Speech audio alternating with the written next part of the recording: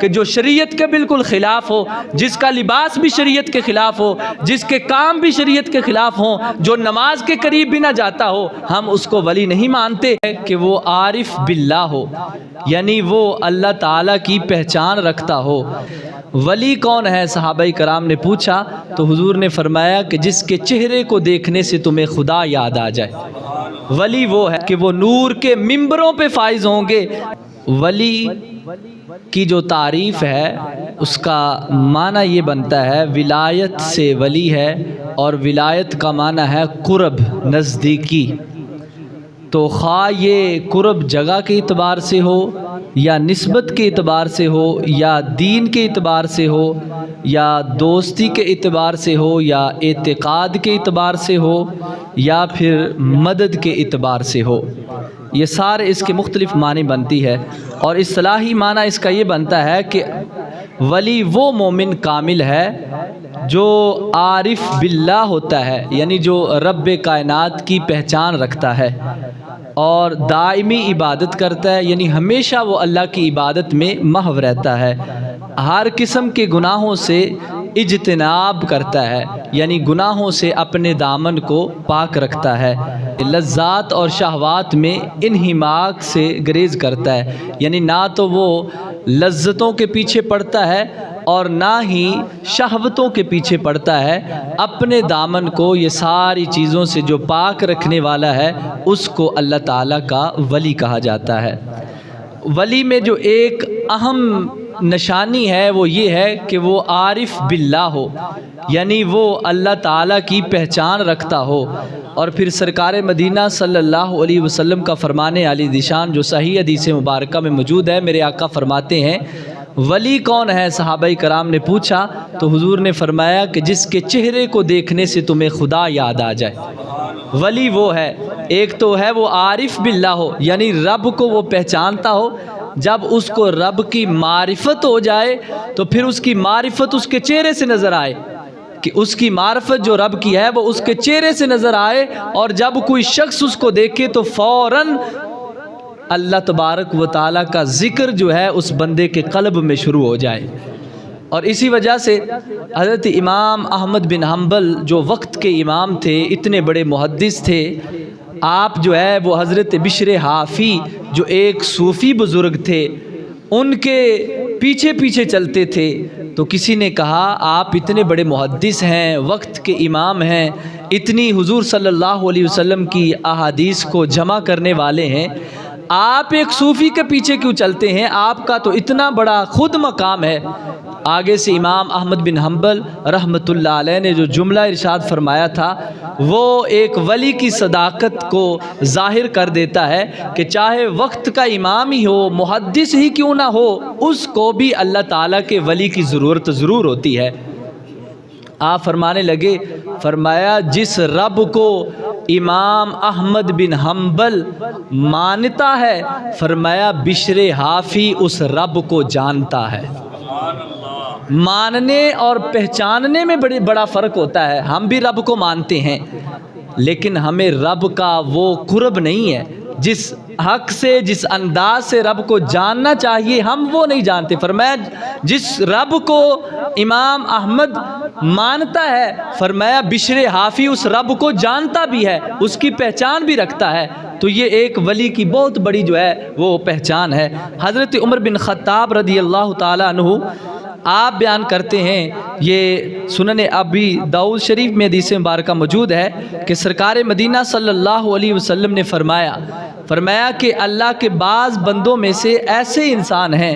جو نبی ہیں نہ شہید ہیں، یعنی نبی بھی نہیں ہے شہید بھی نہیں ہے، لیکن اللہ کے نزدیک ان کا مرتبہ جو ہے وہ ایسا ہے کہ جن کو دیکھ کر انبیاء اور شہداء بھی ان کی تعریفیں کریں گے، رشک کریں گے، ان کی تحسین کریں گے۔ صحابہ کرام نے عرض کیا یا رسول اللہ وہ کون سی عظیم ہستیاں ہیں کہ جن پر اللہ کے نبی بھی جو ہے جن کی تعریفیں کریں گے؟ تو میرے آقا نے فرمایا کہ وہ لوگ ہیں جو محض اللہ کی وجہ سے محبت کرتے ہیں، حالانکہ وہ لوگ ان کے رشتہ دار نہیں ہوتے، یعنی ایسے ہی ہر کسی سے محبت کرتے ہیں، اپنے رشتہ دار ان کے جو ہے نہیں ہوتے، اور پھر فرمایا کہ نہ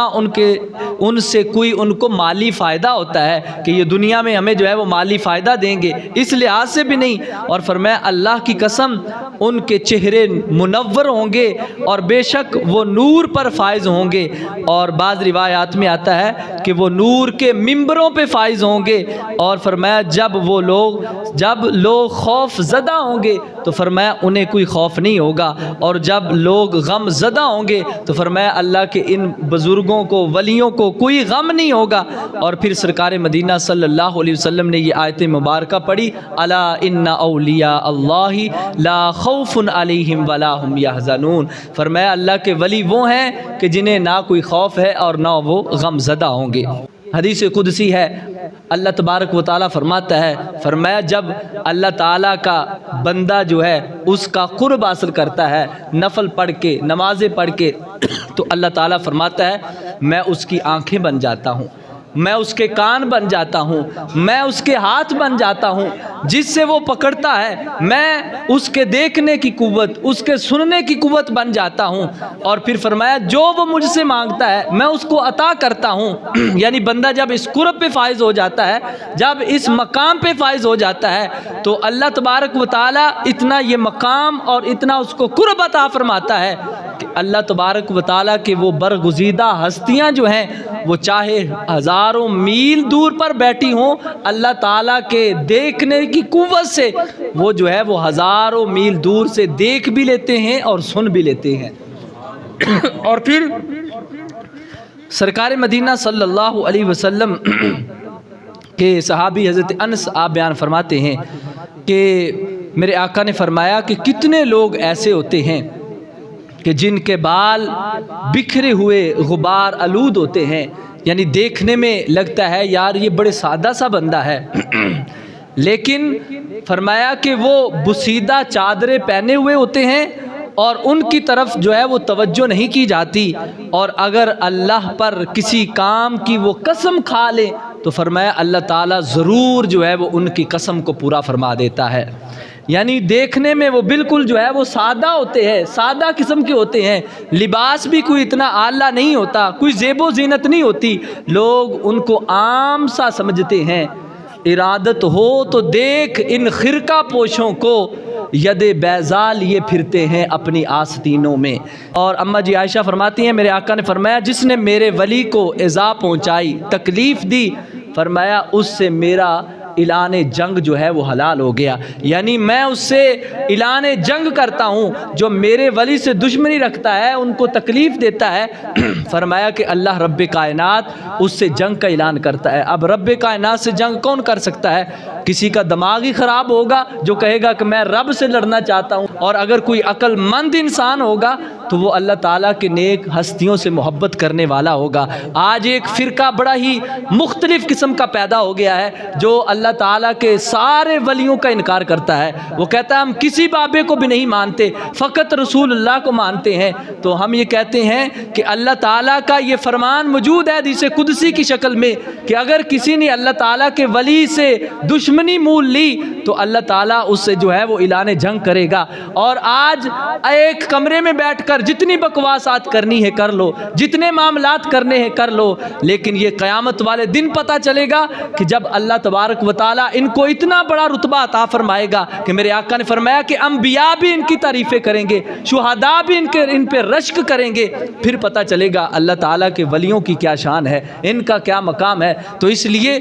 ولی وہ ہوتا ہے کہ جو عارف باللہ ہو، جو اللہ تعالیٰ کی پہچان رکھتا ہو، اور جس کے چہرے سے اللہ تبارک و تعالیٰ کی یاد آ جائے۔ اور ہم بھی ان کو نہیں مانتے کہ جن کو دیکھنے سے انسان کے دل میں جو ہے وہ گھن آنی شروع ہو جائے، کہ جو شریعت کے بالکل خلاف ہو، جس کا لباس بھی شریعت کے خلاف ہو، جس کے کام بھی شریعت کے خلاف ہوں، جو نماز کے قریب بھی نہ جاتا ہو، ہم اس کو ولی نہیں مانتے۔ کہ جس نے ہاتھ میں 5 انگوٹھیاں پہنی ہوئی ہیں، جس نے ہاتھ میں جو ہے لوہے کے کڑے پہنے ہوئے ہیں، جس نے اتنے بڑے جو ہے وہ من کے تسبے گلے میں ڈالے ہوئے ہیں اور صدیوں سے نہایا نہیں ہے، ایسا ولی نہیں ہو سکتا۔ ایسا جو ہے وہ شیطان کا چیلا ہو سکتا ہے۔ ولی تو وہ ہوتا ہے جہاں سے جس رستے سے وہ گزرتا جائے وہاں سے لوگ اس کو دیکھتے جو ہے وہ اللہ تعالیٰ کا کلمہ پڑھتے جائیں۔